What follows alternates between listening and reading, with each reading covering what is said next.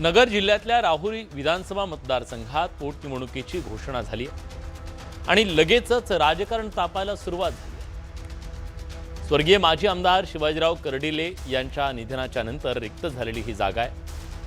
आता सहानुभूती, वारसा आणि नव्या समीकरणांचा संघर्ष या मतदारसंघात पाहायला मिळतो। शिवाजीराव कर्डिलेंचे समर्थक आता अक्षय कर्डिलेंना उमेदवारी देण्याची मागणी करतायत।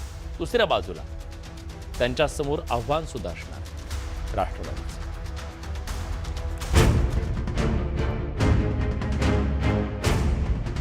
अक्षय कर्डिले सध्या मतदारसंघात सक्रिय झालेले असून त्यांनी जनसंपर्क वाढवण्यावरती भर दिलाय।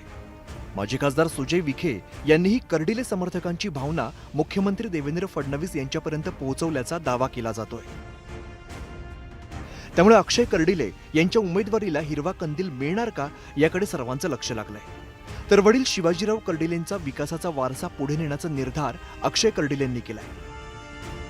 साहेब गेल्याच्या नंतर जनतेने पूर्णपणे ही जबाबदारी माझ्यावर टाकलेली आहे की जसं साहेब काम करत होते तसंच तुम्ही आता इथून पुढे काम करायचंय। आणि 5 महिन्यापासून मी देखील पूर्णपणे सर्वांच्या सहवासात आहे।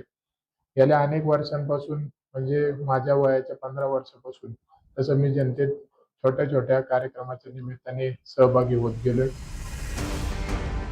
अक्षय कर्डिलेंची तयारी सुरू असतानाच राहुरी तालुक्यातील राजकीय समीकरणं भगवी होत असल्याचं पाहायला मिळतंय। माजी मंत्री प्राजक्त तनपुरेंच्या गळ्यातील भगव्या पंचाने आगामी राजकीय रागरंग दाखवून दिला। प्राजक्त तनपुरे भाजपामध्ये प्रवेश करणार असल्याच्या चर्चांना जोर धरलाय, तर तनपुरेंनीही सुरू असलेली चर्चा थेट नाकारलेली नाही। की मी आता सर्व कार्यकर्त्यांच्या बैठक घेतोय। मी 1-2 दिवसात तालुक्याचा आणि तालुक्याबाहेर 2 तालुके आमच्या मतदारसंघात आहेत, सर्व मतदारसंघाचा दौरा करून कार्यकर्त्यांच्या काय भावना आहेत या जाणून घेऊन त्याच्यावरती निर्णय घेणार। 30 तारखेला अर्ज भरायची सुरुवात होतीये, त्याच्या आत मी हा दौरा पूर्ण करून काय आमच्या कार्यकर्त्यांच्या, ग्रामीण भागातल्या माझ्या जनतेच्या काय भावना आहेत, त्यांच्या काय अपेक्षा आहेत ते त्या जाणून घेऊन त्याच्यावरती योग्य तो निर्णय घेईल। कारण की मागच्या 5 वर्षामध्ये खूप मोठं काम मी माझ्या मतदारसंघामध्ये उभारलं होतं। राहुरी मतदारसंघावरती विखे पाटील घराण्याचा प्रभाव लक्षात घेता माजी खासदार सुजय विखे किंवा त्यांच्या पत्नी धनश्री विखे यांच्या नावाचीही चर्चा रंगली आहे। तर पोटनिवडणुकीत मोठा ट्विस्ट निर्माण झाल्याचं राजकीय विश्लेषकांनी सांगितलंय।